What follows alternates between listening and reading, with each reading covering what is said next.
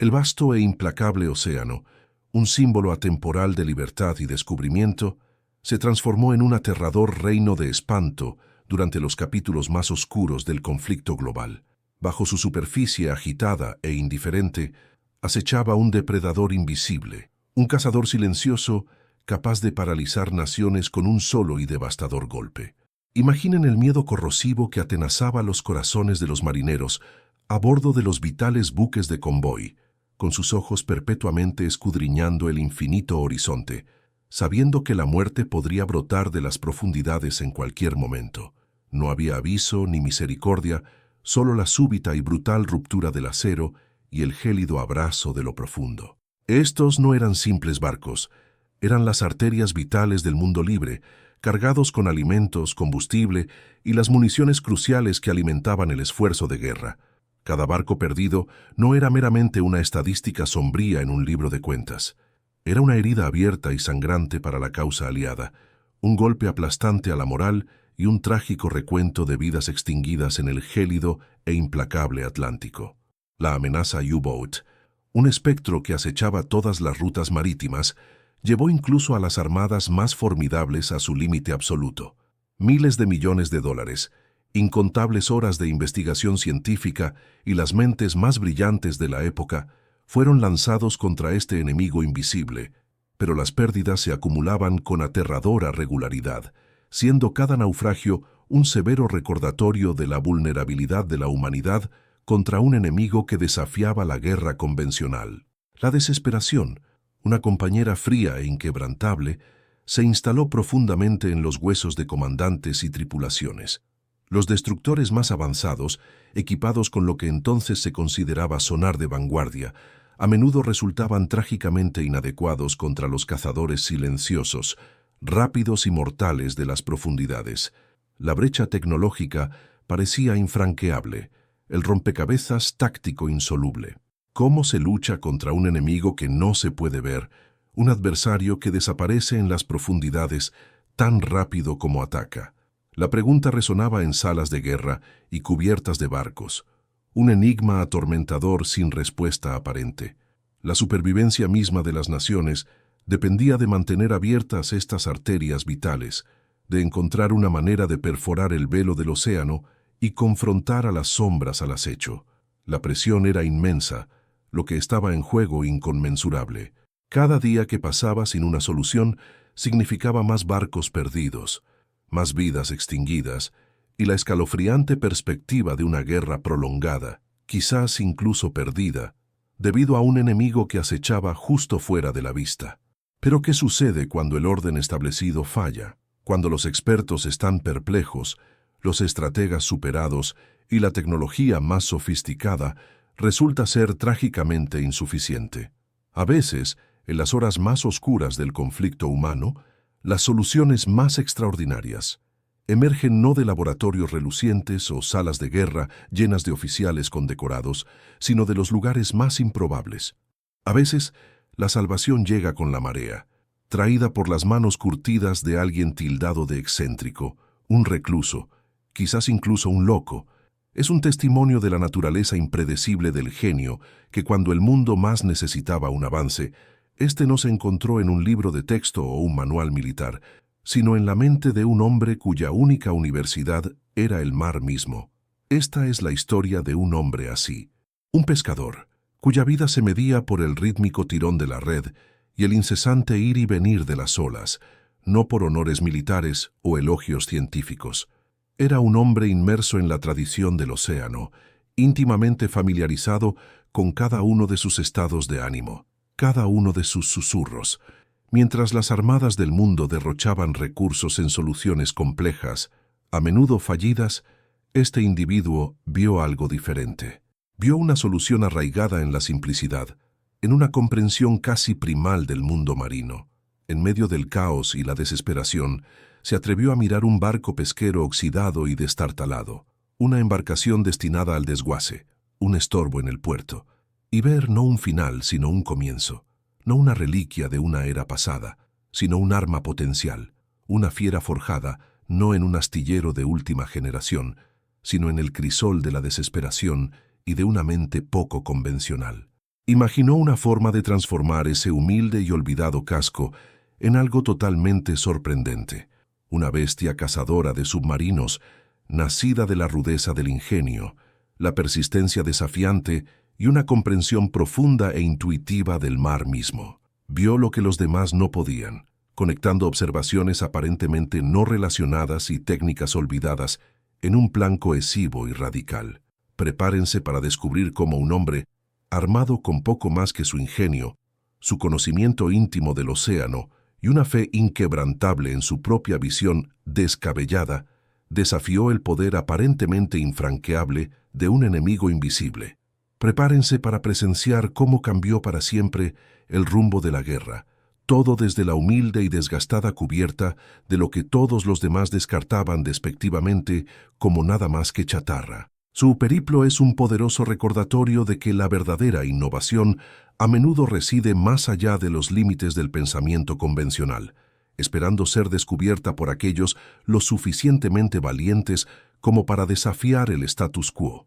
Esta es la historia de Elias Thorne, un hombre cuya vida estaba marcada por el salitre del agua salada y el ritmo implacable de la marea. No era un almirante condecorado, ni un científico brillante enclaustrado en un laboratorio ultrasecreto. Elías era un pescador, simple y directo, de un modesto pueblo costero de Nueva Inglaterra, con las manos curtidas por años de brega con redes y el rostro envejecido por incontables amaneceres sobre el Atlántico.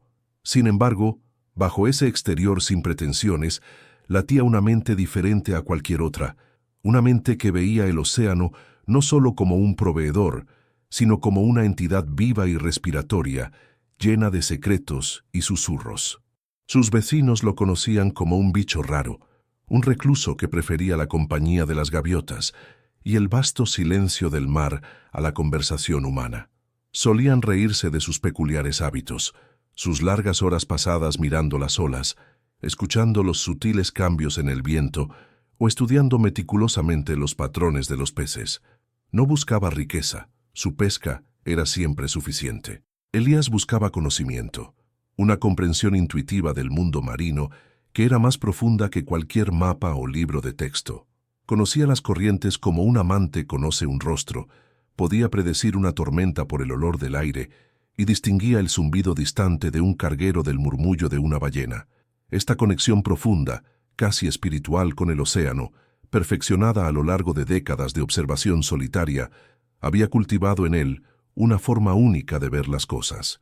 Donde otros veían solo el caos y la vastedad impersonal de las profundidades, Elías veía intrincadas conexiones, pistas sutiles y un lenguaje esperando ser descifrado. Fue esa misma excentricidad, esa dedicación inquebrantable a la sutil narrativa del mar, lo que finalmente lo llevaría a una revelación que parecía totalmente absurda para cualquier otra persona. Mientras la guerra se recrudecía y las rutas marítimas se convertían en cementerios, Elías veía los noticieros, escuchaba los informes de radio y sentía un profundo dolor en el alma. Vio las respuestas oficiales, los intentos desesperados de la Marina para combatir la amenaza U-Boat y reconoció sus puntos ciegos. Buscaban soluciones de alta tecnología, grandes estrategias, respuestas que exigían máquinas complejas y vastos recursos. Elías, sin embargo, miró su propia embarcación envejecida, el Seawolf, un arrastrero oxidado y con pintura descascarada que había visto días mejores, y vio algo completamente diferente.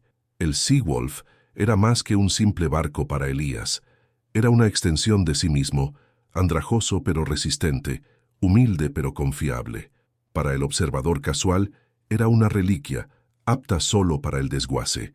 Pero en la mente de Elías, era un lienzo para una idea audaz, rozando la locura.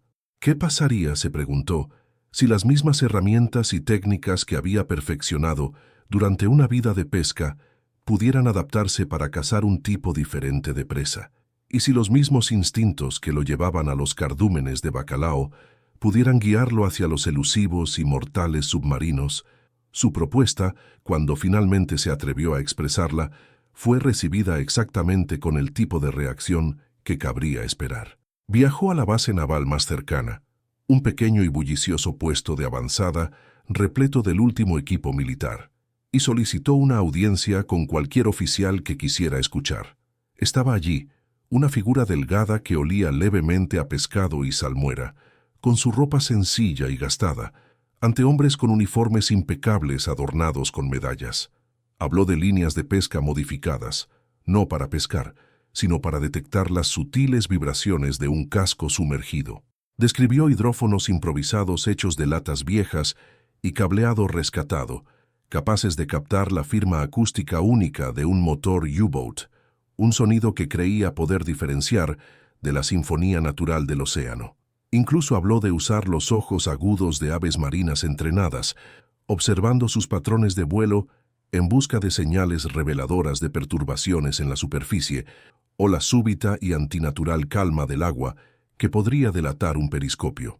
Los oficiales escucharon al principio con curiosidad educada, luego con disimulada diversión y finalmente con total burla. El comandante Davis, un oficial severo y metódico, con un historial distinguido, apenas pudo contener una risa. «Señor Thorne», declaró, su voz destilando condescendencia, «estamos librando una guerra con tecnología avanzada, no con cañas de pescar y gaviotas. Nuestros sistemas de sonar, desarrollados por las mentes más brillantes del país, están teniendo problemas. ¿Honestamente cree usted que su Seawolf puede hacer lo que nuestros destructores no logran?» Otro ingeniero intervino, señalando las obvias fallas: la falta de fiabilidad del equipo improvisado, la vasta escala del océano, la imposibilidad de que un solo y lento pesquero patrullara eficazmente grandes áreas. Tildaron sus ideas de ingenuas, poco prácticas y, francamente, las divagaciones de un hombre que pasaba demasiado tiempo solo en el mar. Le dijeron que su barco era demasiado viejo, demasiado lento, demasiado vulnerable. Le explicaron que sus métodos carecían de rigor científico, que su intuición no era rival para los hechos concretos de la física y la ingeniería naval. Elias Thorne, el humilde pescador, fue despedido sumariamente, su visión radical ridiculizada y su nombre susurrado en los pasillos de la base como el loco del mar. Era una anécdota pintoresca, un desvío momentáneo de las sombrías realidades de la guerra, rápidamente olvidado por el establishment. Pero Elías no era un hombre al que los chistes o los argumentos lógicos pudieran detener. Había visto la verdad en los susurros del océano y sabía, con una certeza inquebrantable, que estaban equivocados. Los susurros del océano, un lenguaje que solo él entendía verdaderamente, se convirtieron en su único confidente. Despedido y ridiculizado, Elias Thorne se retiró no en derrota, sino en un desafío silencioso e inflexible. La base naval había cerrado sus puertas, pero el vasto e indiferente mar permanecía abierto para él, un taller sin paredes, un campo de pruebas sin juicio. Regresó a su humilde morada con la mente ya bullendo de permutaciones y posibilidades, el escarnio de los oficiales, un mero eco contra el rugido de su convicción. Su misión comenzó en serio, una cruzada solitaria contra un enemigo invisible y el arraigado escepticismo de su propia gente. El Seawolf, su oxidado arrastrero, se convirtió en su proyecto, su obsesión y su santuario. Recorrió los muelles, los desguaces y los rincones olvidados de almacenes abandonados en busca de materiales. Viejas redes de pesca, una vez destinadas a la basura, fueron meticulosamente reutilizadas, sus fibras reforzadas y entrelazadas con cable de cobre fino, destinadas no a atrapar peces, sino a transmitir las vibraciones más sutiles a través del agua.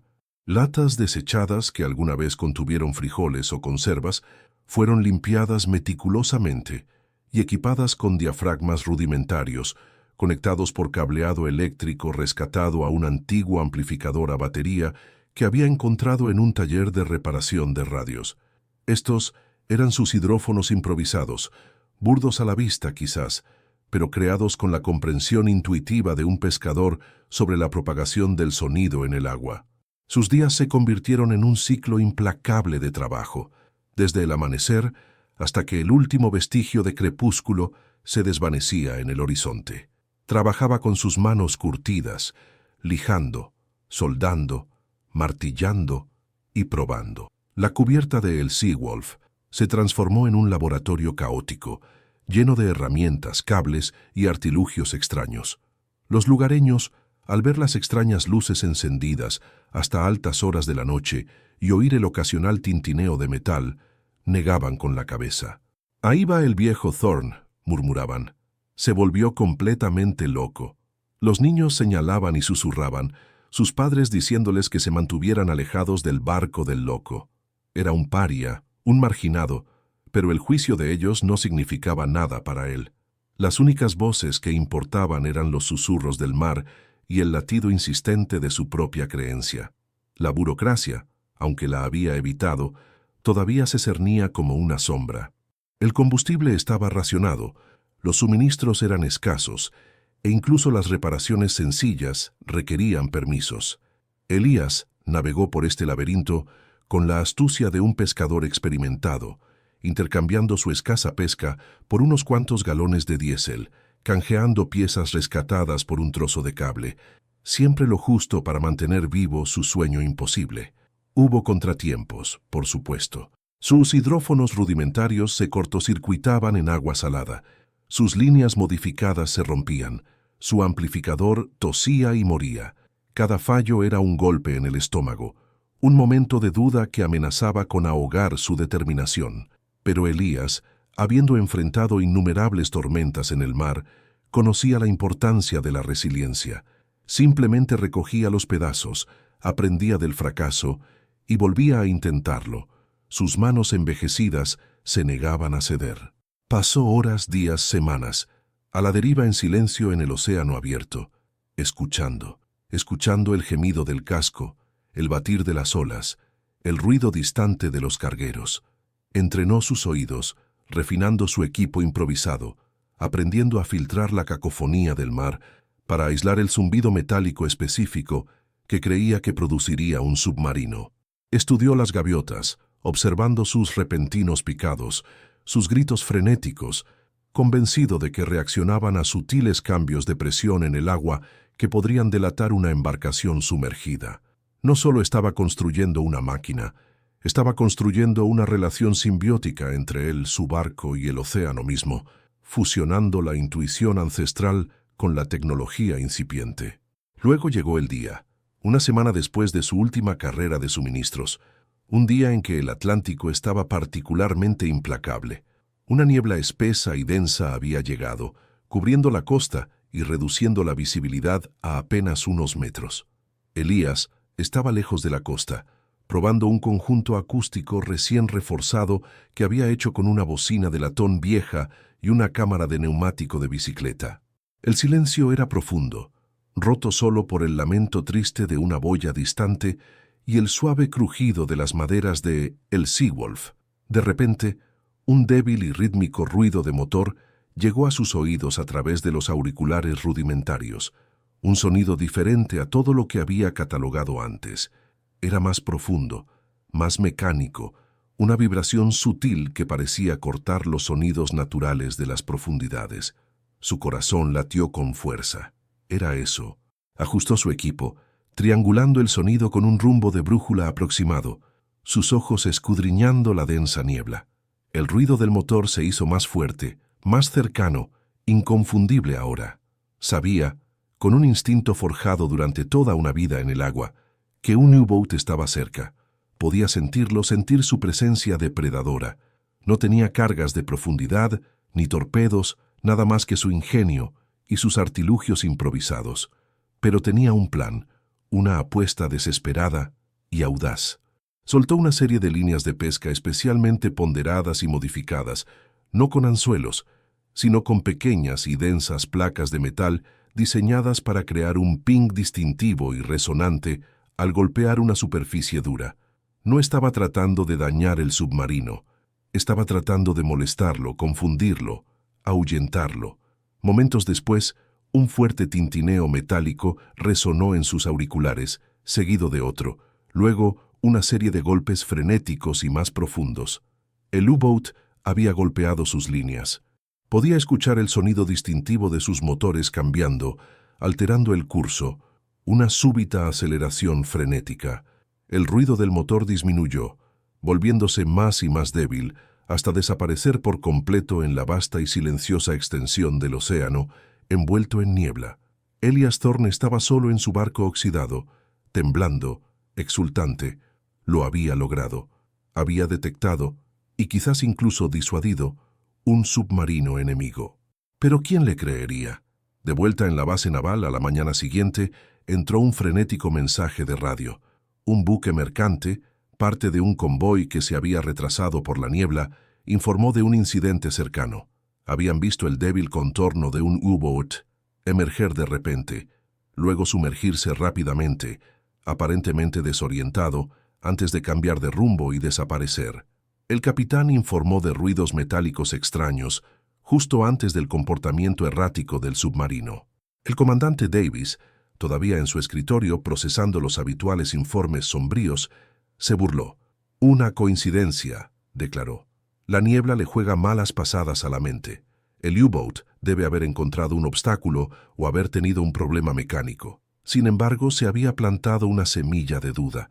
Los detalles del informe del capitán mercante, especialmente los ruidos metálicos extraños, molestaron a Davis. Recordó al pescador loco, Elias Thorne, y su absurda charla sobre líneas de pesca modificadas. Lo descartó como pura fantasía, por supuesto, pero la pregunta persistente permaneció. ¿Y sí? Pero la pregunta persistente permaneció. ¿Y sí? El comandante Davis, un hombre cuya carrera se basaba en la lógica, los datos y la doctrina naval establecida, se encontró en un territorio desconocido y profundamente incómodo, el reino de lo improbable. El informe del capitán mercante, corroborado por 2 tripulantes, era demasiado específico, demasiado extraño para ser descartado por completo. Ruidos metálicos extraños. Eso se hizo eco de las extravagantes afirmaciones de Elias Thorne, una campana fantasma que resonaba en el fondo de su mente. Davis intentó racionalizarlo. Una ballena perdida, un cargamento que se movía, cualquier cosa menos el loco y su barco oxidado. No obstante, el Atlántico era un cementerio, y toda solución potencial, por muy absurda que fuera, merecía una segunda mirada, especialmente cuando las actuales estaban fallando de manera tan espectacular. No podía quitarse de la cabeza la imagen de Thorne, parado frente a él, sincero y con olor a mar, hablando de sonidos y corrientes. Contra su buen juicio, y ciertamente sin sanción oficial, Davis decidió actuar.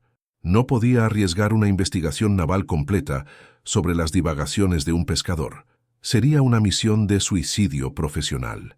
En cambio, despachó un pequeño y discreto barco de patrulla, un rápido destructor de escolta, con órdenes de observar los movimientos de Thorne a distancia. La historia oficial de fachada era una patrulla de rutina, pero la verdadera misión era rastrear a el Seawolf y, lo más importante, escuchar.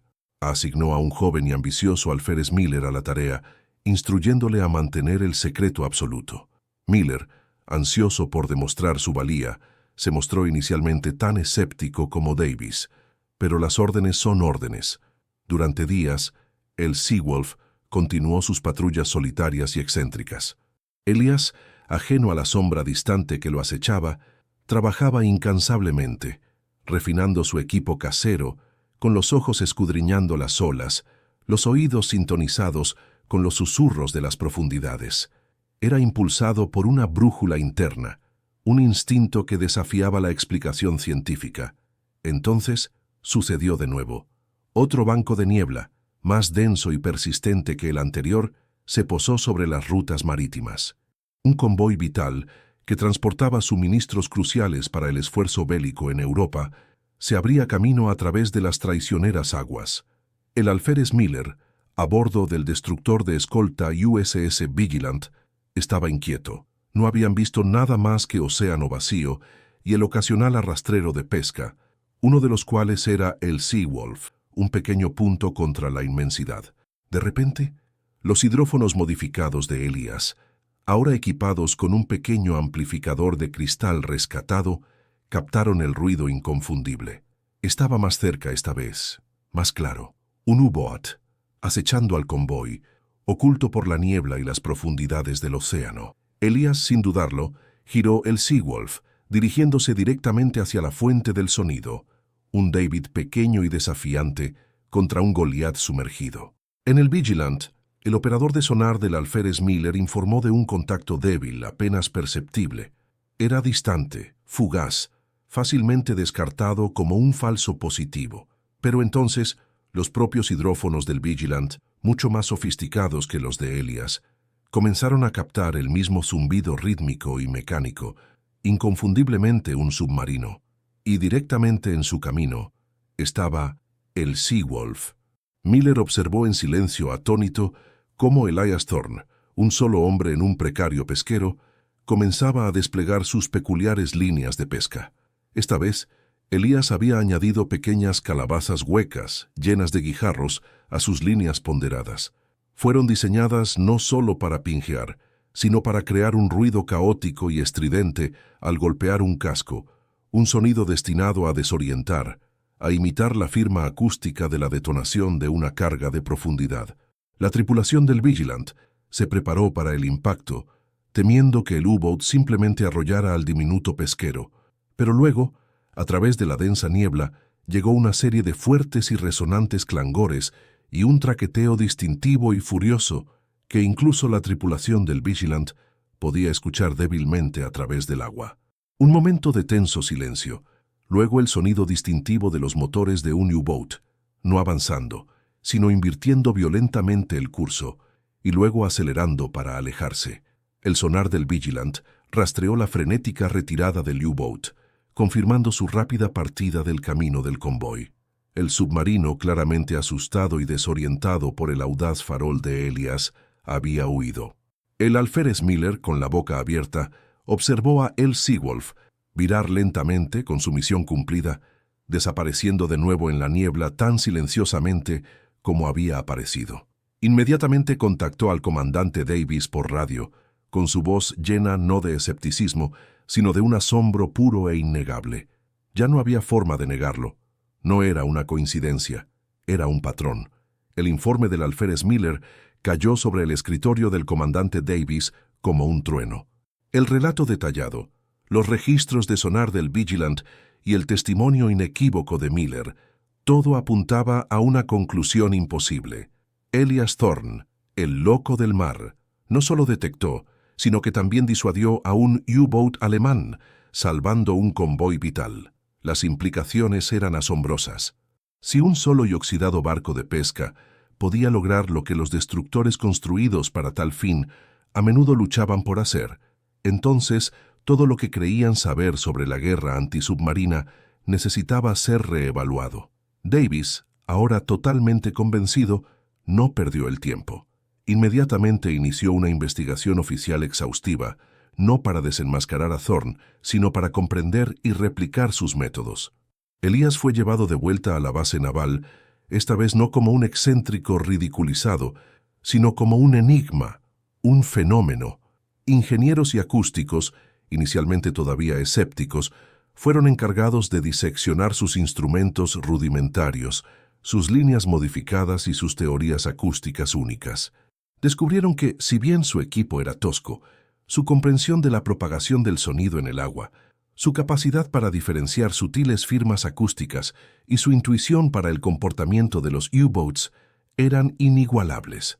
Había, en esencia, desarrollado una forma de sonar pasivo de baja tecnología e intuitivo combinado con guerra psicológica que explotaba el miedo inherente de los comandantes de U-Boat a ser detectados. El comando naval, desesperado por cualquier ventaja, le dio a Elías un pequeño equipo y recursos para refinar sus técnicas.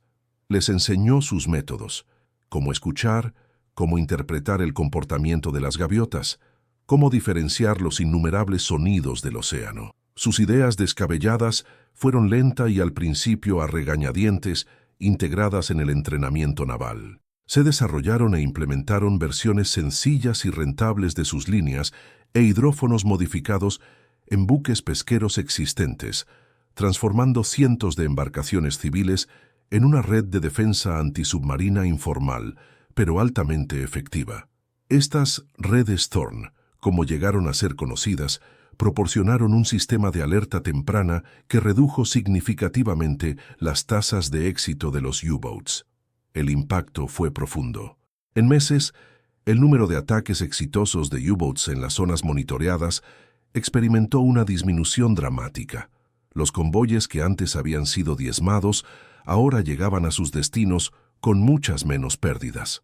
La moral, que se había desplomado bajo la amenaza constante, comenzó a dispararse.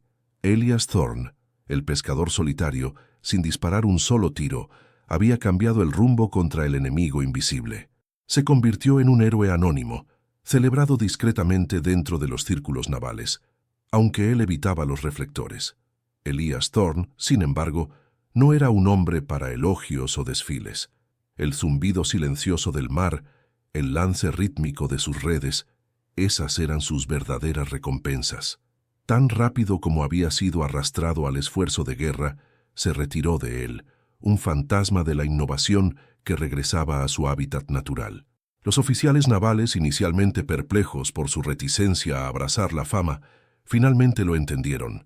Elías era un hombre de mar, no de sala de guerra. Había hecho lo que sentía que era correcto, y ahora su deber estaba completo. Regresó discretamente a su vida de pescador, su rostro envejecido una vez más, una vista familiar en los muelles, aunque ahora visto con un respeto nuevo y tácito por aquellos que sabían la verdad.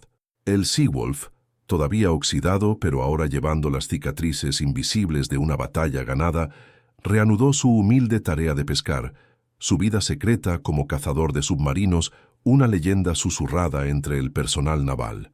Las redes Thorne y las técnicas acústicas que él fue pionero continuaron refinándose y adoptándose, evolucionando hacia procedimientos operativos estándar que salvaron innumerables vidas y barcos durante el resto de la guerra. Su legado no estaba en medallas o monumentos, sino en el paso seguro de los convoyes, en la ansiedad reducida de los marineros y en la confianza silenciosa que ahora impregnaba las fuerzas navales aliadas.